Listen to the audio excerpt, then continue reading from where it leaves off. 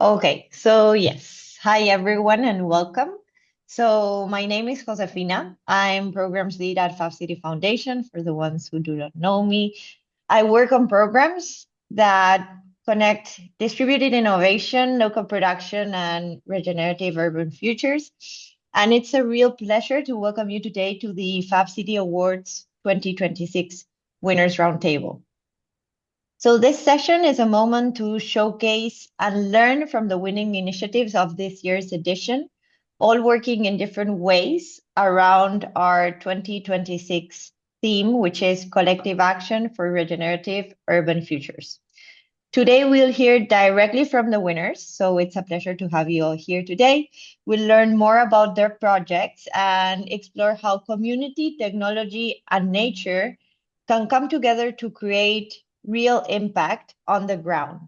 So I'm admitting someone else, sorry. So I'm thrilled to hand over the moderation today to Ginger Sang, one of the jurors of this year's awards, and actually also of previous editions. So thank you, Ginger, for being here today. Ginger is currently working at Seed Studio, and she's a multidisciplinary technologist and community builder working at the intersection of open source hardware and software, edge AI, and social innovation. So, Ginger, thank you again for organizing, hosting, and connecting with the winners today. Over to you. So, thank you again so much for guiding today's conversation. Thank you so much, Josefina. And it's an honor to be here to moderate this roundtable. And Fab Cities, is a global movement for distributed designing and redesigning about the relationship between production and place. It's one of my personal, like favorite thing, every year actually get to see all these amazing projects, that surface from all over the world. And it's an honor for me to introduce the winners here today. So with that said, today how we're going to run the program of this hour of the roundtable, we're going to do a quick intro of what the Fab City Award is for those who are not familiar. And then the main stage is going to be the winner presentations. We have 5 presentations from the award winners today, and I'm just so excited for them to share that with you. Each of them have like a limited time to tell the story of their impact that usually is actually jam-packed from years of efforts. But like this is a highlight, and I'm just super happy that we'll be able to present those today. So about the award, the Fab City Award, it started in 2023, and really this is the 2026, I think the 4th edition itself has been evolving, and really it came from a collected group of those practitioners who are working and in the goal of a global distributed network to help recognize and pilot initiatives to advance regenerative urban futures. There are 3 pillars, community, technology, nature, or ecosystem. So you're going to see like how we evaluate these projects, as juries, and they're the different awards. And the categories actually have been also evolving in the last few years. So I think it's getting better and better. So this just focus is on collective action for regenerative urban futures.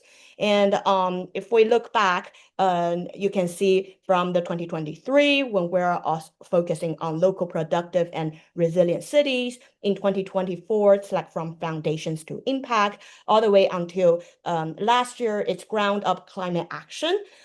We very much care about grassroots innovation, a lot about community engagement, basically how your technology is shaping your community's life. And as well as like the whole, what we call it, Fab City Food Stack, which is a reference methodology to enable all parts of the stack of the society to participate in this innovation mindset and innovation pilot systems. So we have this year and a big shout out to the organizing team, that we're able to actually mobilize a worldwide jury board, and all these people volunteered their time to evaluate all these different projects, in terms of read through all the different submissions or documentations, and to come to the conclusion of the winning awards. So this jury board right here consists of like 32 jury members from the Fab City network. That's from all over the world. Spread across all different continents, all the way from APAC to Europe to Africa to America. And the reason is that we want a diverse and well-represented balance, of between the of the juries, because we have an internationally diverse set of submissions. So actually, when the award first started, back in 2023, we only had about 17 submissions, and now growing to like 51 is a very big milestone in terms of like the recruitment effort and the awareness of the award, within the network and outside of the network. I was very pleased to hear, oh, how did you hear about this award? That I was just stumbling on internet, and so this is also a way for us to attract more people to join our movement. And so yeah, this is also a great representation from all parts of the world this year that was in the submissions. And also we encourage all sorts of different innovators to apply. That is all the way from if you are an individual artist, if you are actually represent a NGO or nonprofit, if you're already working at a Fab Lab, as a manager, or if you're like a policymaker and you have a project that is trying to reach more of the deeper maker community. So this is also a very good representation of all the different stakeholders and type of organizations, type of innovators that joined this year's submission. And overall, we balanced out throughout the 32 juries, overall of 140 something evaluations. So each of the project gets to be seen by at least 2 to 3 juries. And then we came up with the result in terms of like the ranking system. And this year we are awarding in three individual categories: a community, nature, technology, which you're going to see their presentation here in a minute. And we have two special award. One is the overall impact award, and then one is the Thomas Duggan mentioned design award, which is very exciting as kind of a new award category this year, and we're happy to introduce those to you. So with that said, I'm going to quickly introduce the winning projects of this year, and then we're going to go into the presentations. So winning the community award is Segregate to Regenerate, actually a community-led waste management initiative in Chennai, India, that has transformed 2,500 households to achieve 80% of waste segregation at the source, and really a grassroots initiative on mobilizing the local community to participate in this regenerative effort. And then for the nature award, we have we have from Sparkwise Initiative, also a grassroots community in Nigeria, a lot of like STEM education in helping the children, the youth understand how to harvest the solar energy. I'm a solar engineer kind of by training, so that was also very interesting to me. And then we have Benoit from Northern Germany. He's speaker sculpture, which is a public art, and he has been doing this for over 30, 40 years. throughout the world in recycling, actually collecting these loudspeakers and create like a public interaction art. So that one, I'm a huge art fan, so this is, like a big project. Oh, and then with the two special award, we have the overall impact award, which goes to the Fab Lab Bali team. This one's also very dear to my heart because I was one of the participants and many years ago. And it's a green hydrogen village in a part of the Bali where it's also very community embedded energy transition led by the local Fab Lab team. And we have the Thomas Dugan Award, which goes to Daniel, a media artist based in Ecuador, and in using sound and this advanced haptic acoustic feedback to again reinventivate public spaces. And this one is a beautiful initiative how to blend design, technology, public engagement. And he with this special award, he will also have like the mentoring session with Stefan, who's in UK, and to advance, the design project principle. So with Yeah. here, I would I'll, also I'll love to introduce Stefan, Jose, like, Yes, yeah. yes, exactly, Ginger. I was gonna say that, like, because I would like to acknowledge that Stephen Davis is here. He's joining us online today. Stephen was Thomas Dugan's creative partner and will be part of the mentoring connected to this special mention. The award winner, Daniel, who's also here, will have the opportunity to engage with a makerspace redevelopment project in Cornwall, exploring local materials, community participation, and place-based design. Stephen is a systems designer and social entrepreneur working across climate adaptation, circular economies, local supply chains, and craft-based networks. So thank you again, Stephen. For us, it's an honor to have you with us and to commemorate Thomas Dugan in this special way. Thomas Dugan basically was a jury in previous edition. He's an amazing and dear colleague that we are commemorating this award for him in this edition and the upcoming ones. So thank you again, Stephen. Over to you, Ginger, again. And sorry for the interruption here. Oh, no, not at all. We totally want to, recognize Stephen Davis. I also want to mention part of the beauty of this winning the award and joining this network is that you will be able to get access to these type of expert mentorship that otherwise, sometimes it's really hard to make those connections. So this is also part of, the Fab City initiative. What we really want to bring value is not sometimes just like the monetary support might be small, might be seeding, but really the network access and mentorship are the real value. Some of the real values. Okay, with that said, I'd love to introduce our first winner from the Community Award, Jenna Lee from Chennai, India, to unmute herself and then start Yes, I have your unmuted. presentation.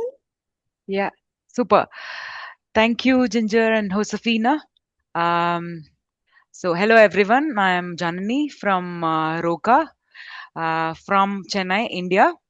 Um, I think we are all sitting in different time zones. So, good morning, good afternoon, and good evening.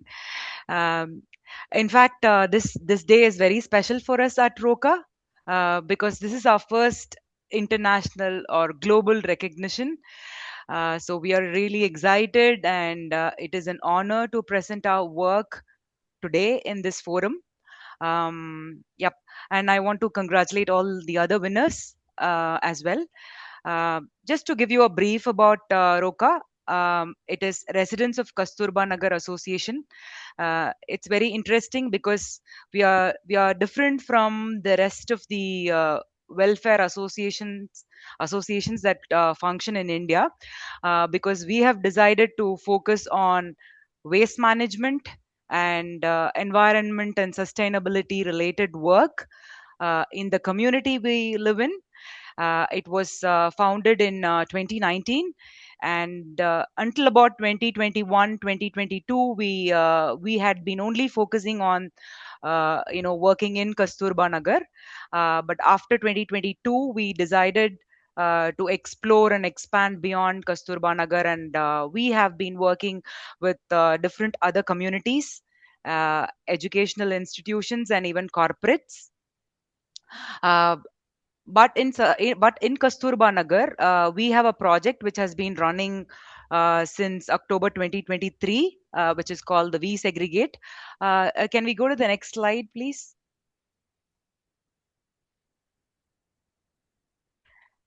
Yeah. So the We Segregate project. So as the source segregation was improving, getting better, organically we moved into community composting. Uh, Through community composting, we have some numbers here. I'll just quickly explain them. So through community composting, which was supported by different organizations, we were able to process 12,000 kgs of organic waste, converted them into compost to the tune of 4,200. The interesting part is that it was distributed back to the residents, back to the community. And also we have a plastic component to the We Segregate project. If you notice the slide, specifically the focus was on the low value flexible multi-layer plastics. We have been able to collect 1,300 kgs of soft plastics. I'm sure you all understand, how much a plastic cover would weigh. So when I say 1,300 kgs, I'm sure you understand the quantum of the collection over the 2.5 years. And if not for this, I would think, it might have ended up in the dump yard, or any water bodies, or even the oceans. So that's about We Segregate project in the community. We also work with schools. Usually we with schools we start with awareness to students on waste, how segregated waste can be a resource or wealth. And to make them understand that better, we set up in situ systems, waste management systems. Could be composting, it could be food waste treatment plant, the biogas plant, because the schools that we work with are government schools. uh, and these government schools, they provide lunch to the students every day, so there is a running kitchen. So we've decided to install biogas plants in 3 schools so far. And the organic waste that is processed is converted into biogas and connected to the kitchen directly. And again, if you see some numbers, uh, we have been able to convert 6,300 kgs of organic waste collected in all these 3 schools into biogas, and been effectively used for cooking lunch for these students. And another interesting point is that we've also been able to save LPG cylinders. Given the current crisis for the LPGs, we've also been able to save uh, 1 cylinder in 1.5 months. So that is very important for these cooks in the school. um, yeah, do I have time, Ginger, or am I running out? I have. You have 1 minute left. Oh, great. One more Yeah. slide. So yeah, there's one more. If you can go to the previous slide just quickly. One more of our focus area is the waste collection drives. So we have been collecting more than 10 categories of waste, because there are items like e-waste, or unusable clothes, or even your highly recyclable empty tablet strips, to x-rays, to ballpoint pens, which you may not generate every day, but you want to send it to the right recycler, right? So Roca has focused on these items, 10 or more categories of such waste over the past 6 years, uh, 12 collection drives, and we've been able to send these to many upcyclers, recyclers, and aggregators in the state of Tamil Nadu. Yeah, again, 85 85 tons of dry waste being collected and sent to these aggregators. Yeah, I think that's it. That's about our work, about us. Sorry, I've been throwing a lot of numbers just to show the impact a community can bring in waste management when we all work together. Once again, I would like to thank Fab City for this lovely opportunity. Yeah, that's it. Thank Thank you. you, Jenny. Thank you so much for sharing this amazing Yes, community initiative. Um, thanks.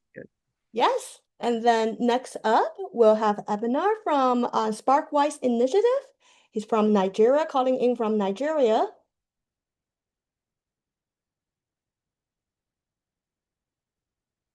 Yeah, good day, everyone. I hope you can hear me clearly. Yeah, we can hear you. Okay, yeah, this is Mr. Ebenezer Ayandebu. By the grace of God, I'm the founder of Sparkwise Initiative.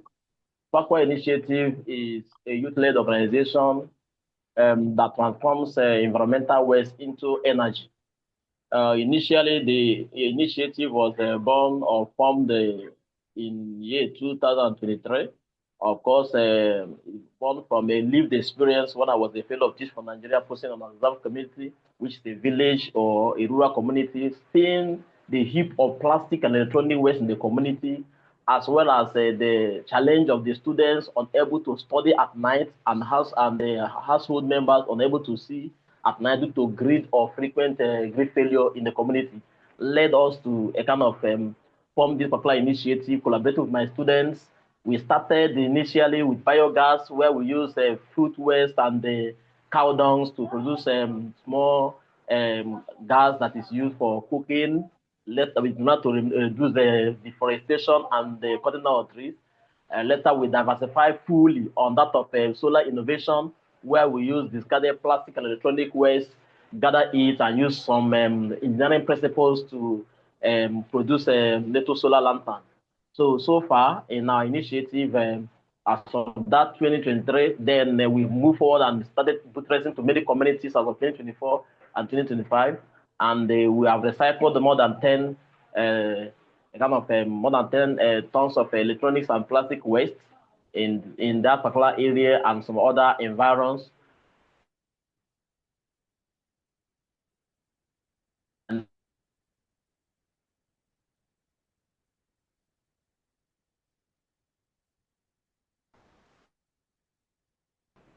Is did we lose him?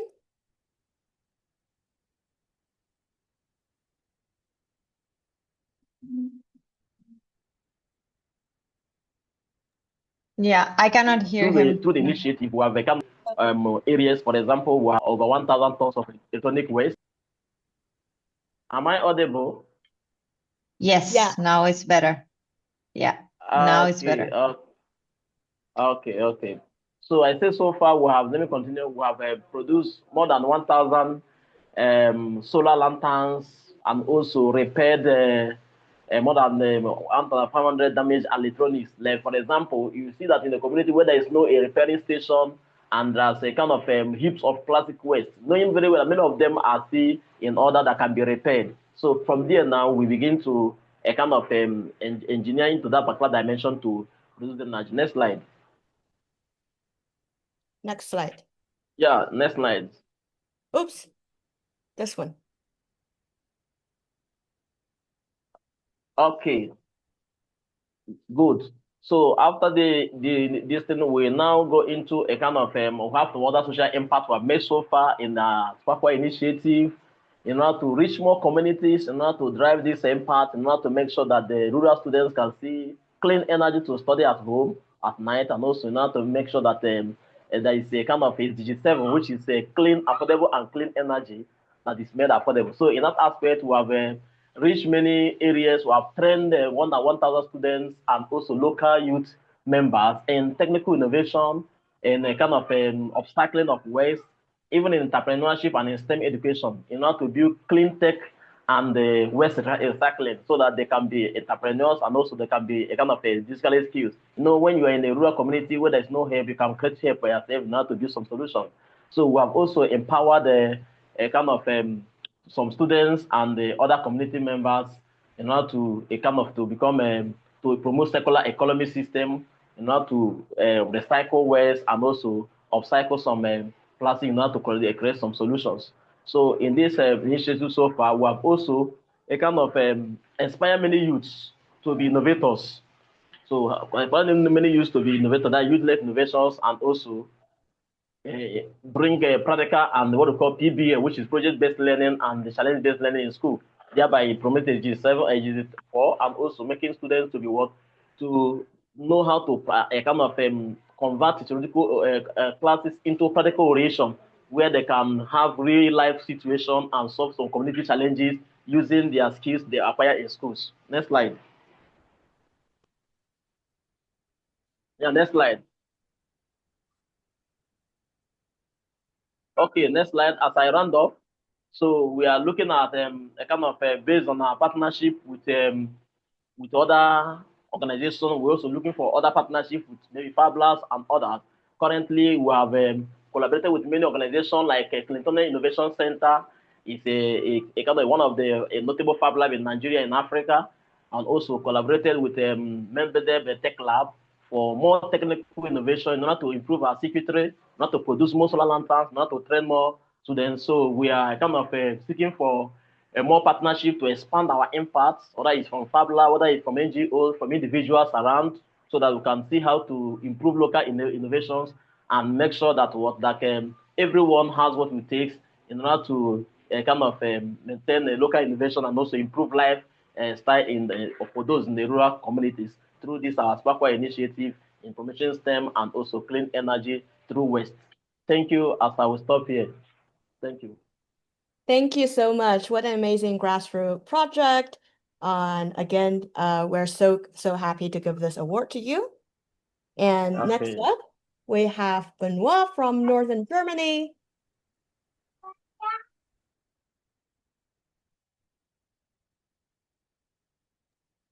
Hi, Benoit. Mike, Can you the unmute? mic. You need to unmute.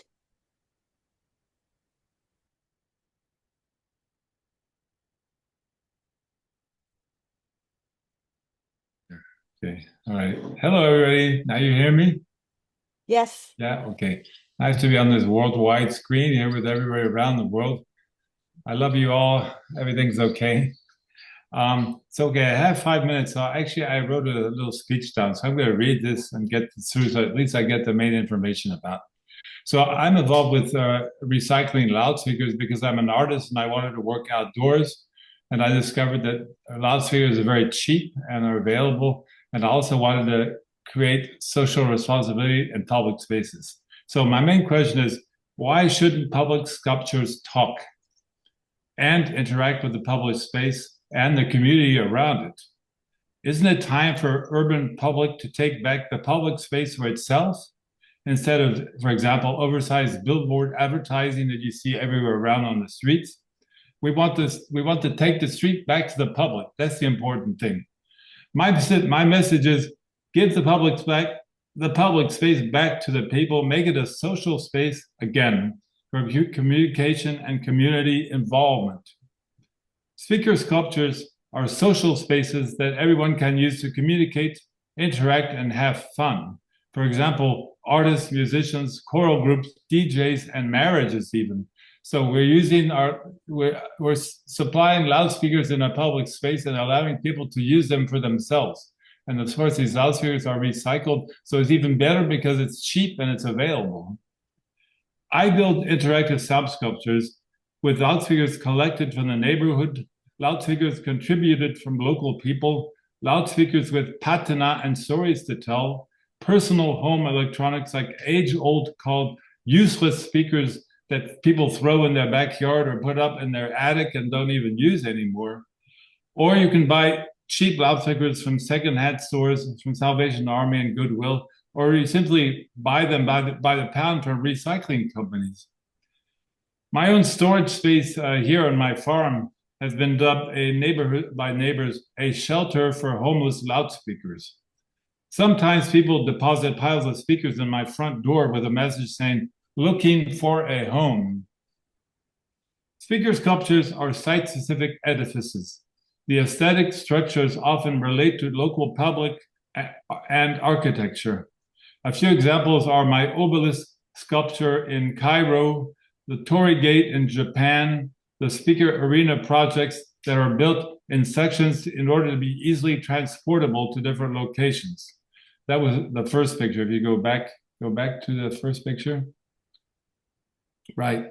So these things can be transported. They can be taken apart and transported and put in different places in different cities. Okay.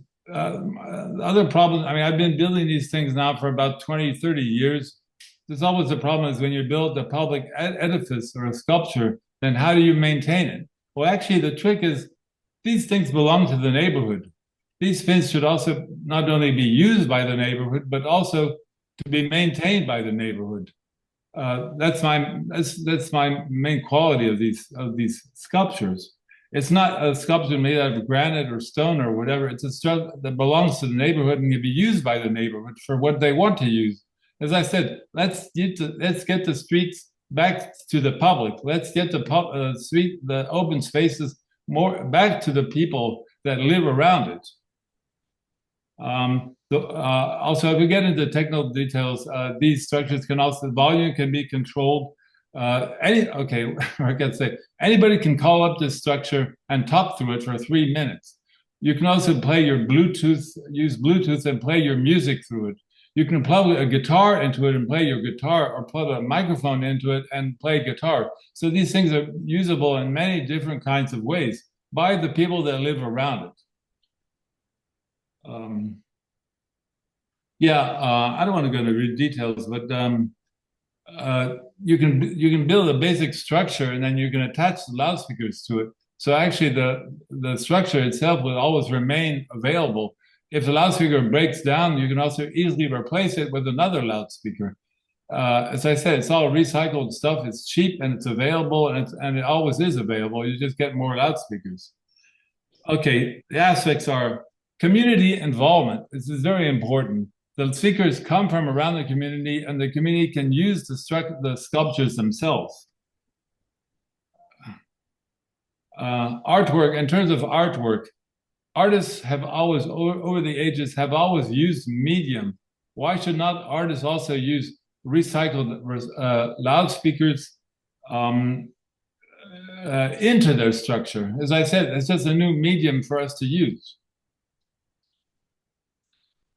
We've been building these things for a while, so I actually know that the feedback we get from different organizations is always very positive. Unfortunately, a lot of these sculptures are ephemeral, which means they get destroyed after the exhibition. But we want to keep them in open space, and we want the community to use it. So that's it. Okay, like I said, let's take the public space back to the people, and let's use recycled electronics for it. Thank you. Bye-bye. Enjoy yourselves. Thank you, Five Benoit. minutes? Yes, very good. And yes, thank you so much for your messaging.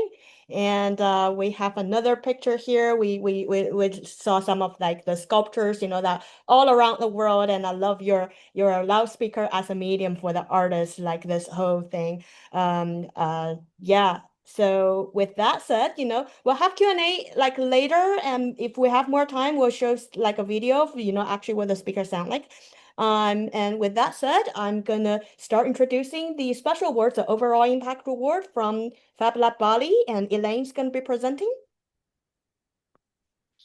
Thanks, Ginger. Hi, my name is Elaine, and I'm from Fab Lab Bali, and I'll try to figure out how I can summarize everything within 5 minutes because our project is really, really complex. So to start with, just like everywhere else, I think the push to become more renewable energy transition is becoming more and more mainstream, and the same thing is happening in Indonesia as well.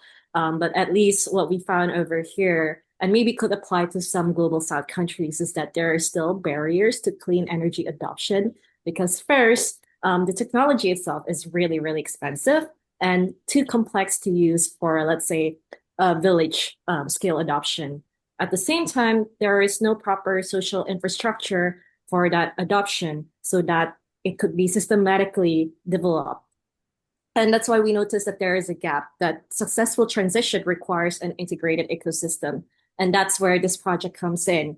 the Green Hydrogen Village is trying to explore an ideal model where we could apply and blend technological applied research with local community development.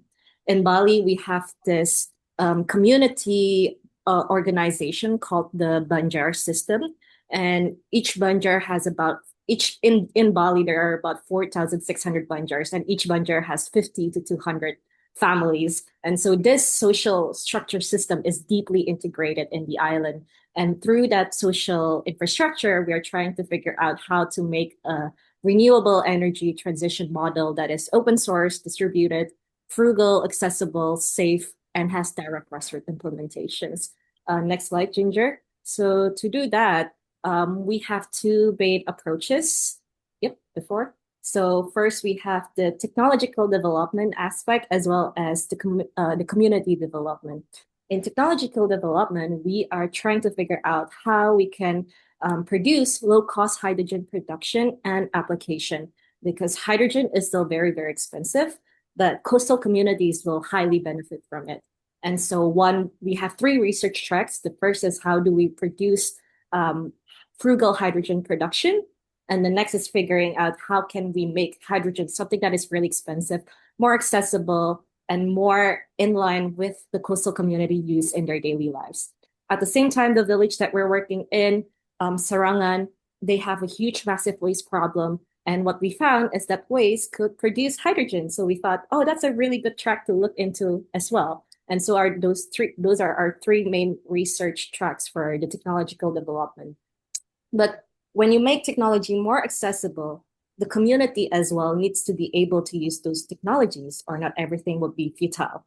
And that's why we have our community development track, where we're trying to figure out how we can do capacity building for future-ready skills, community empowerment.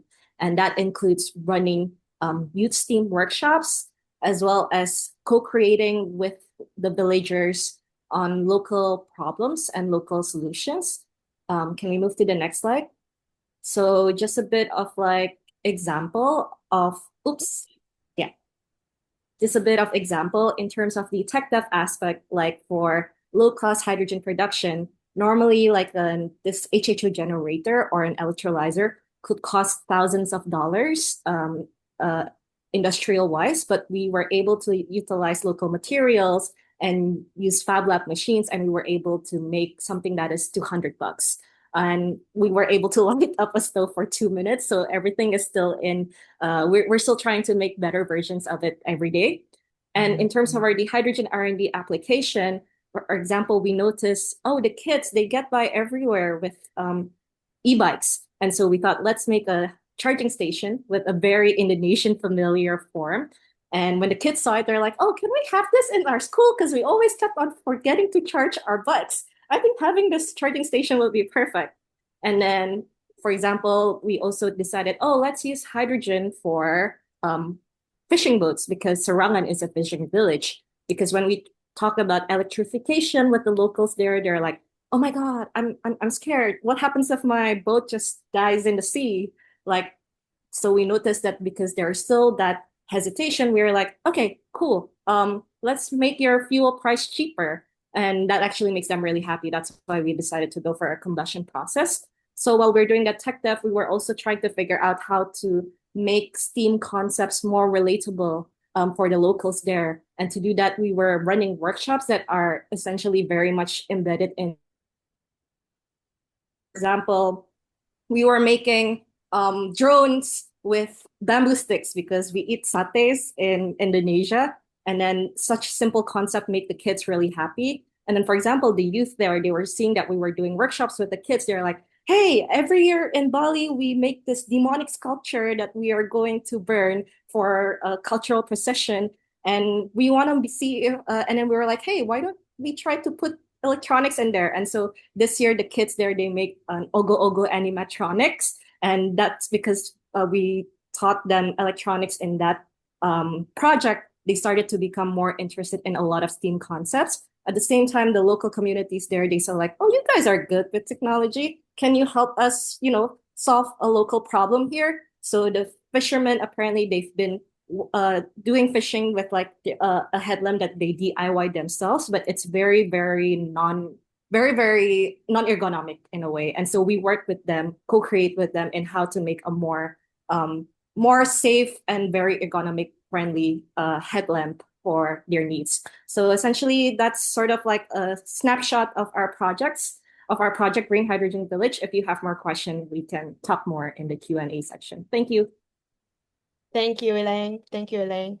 Yeah, we get the overall impact of this, how it's like transforming like the whole village, their relationship, with technology, and how it's also transforming their life. And the participatory design aspect of this whole project is really well received by all the juries. So that's why you have the overall impact award.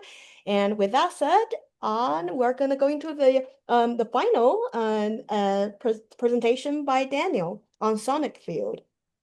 Okay, thank you, Ginger.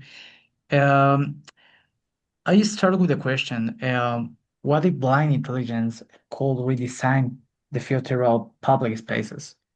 So, after my experience as an architect and multimedia or multidisciplinary artist and research, I try to make some difference in the design of cutting edge public spaces and trying to create really inclusive public spaces as taking the claims of a lot of researchers and architects and communities as blind and visual impaired uh, communities that public space is designed in a way to ocolocentric or just for the eye.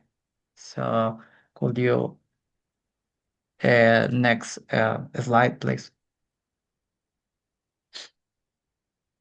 So for that reason, I create an open source multisensory design system that captures and use the environmental data and blind and visual impaired intelligence and translate this information as an architectural agent that create haptic, acoustic, and atmospheric feedback in real time. In that reason, with this action, I want to create and use the multisensory redundancy to create an space or a co-design space that transform the experience of all the stakeholders over the public space or the plaza and convert and use the blind and visual impaired communities to co-designers of the future public spaces. Next slide, please.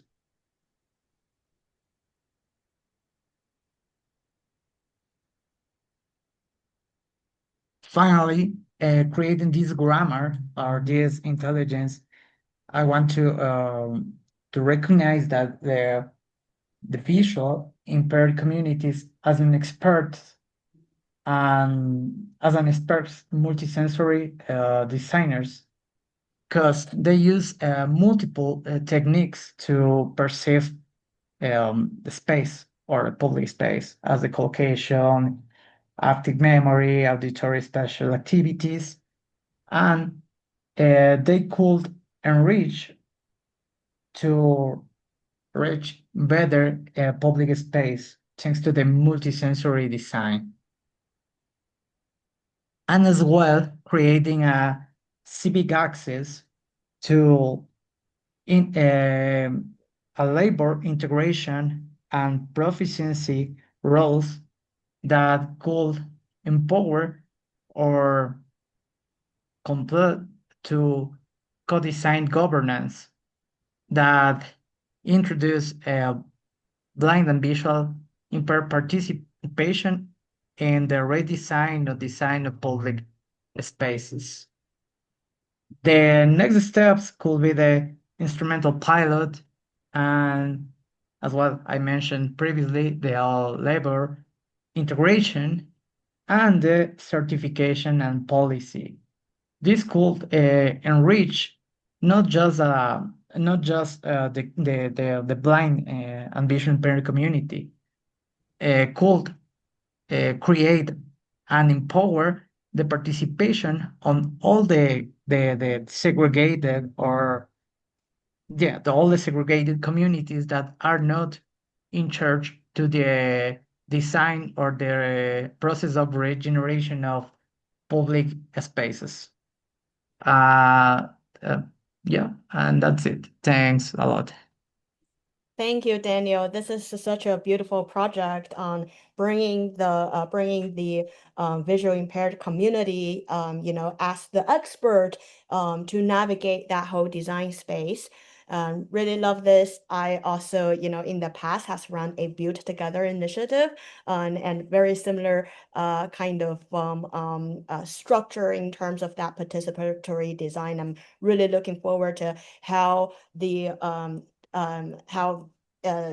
next steps, of your pilot and integration would be. And with that said, we will, for the next steps, we have, we're actually going to also gather together in Boston in our annual Fab Festival. This year rotated to Boston, but it is actually an annual event. For those who you don't know, that rotates around the world. This year's in Boston, next year's in Finland.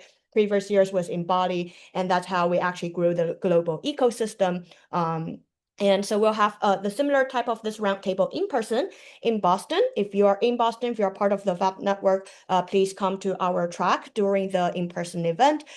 These all the submissions are all fantastic. These are just the top ones that we selected. But we're gonna run this also every year. So if you're also interested in looking at all the other submissions, I believe this is open source. Please visit the Fab City website in terms of like what the Fab City global movement is about, and join the network. And with that said, I'm actually going to give this to Josefina to recognize our sponsors and the partners who made this possible. Yes, thank you, Ginger, again, and thank you so much to all our partners in this year's initiative. We have Fab Foundation, Ibero Puebla Edit in Mexico, Seed Studio, represented by Ginger.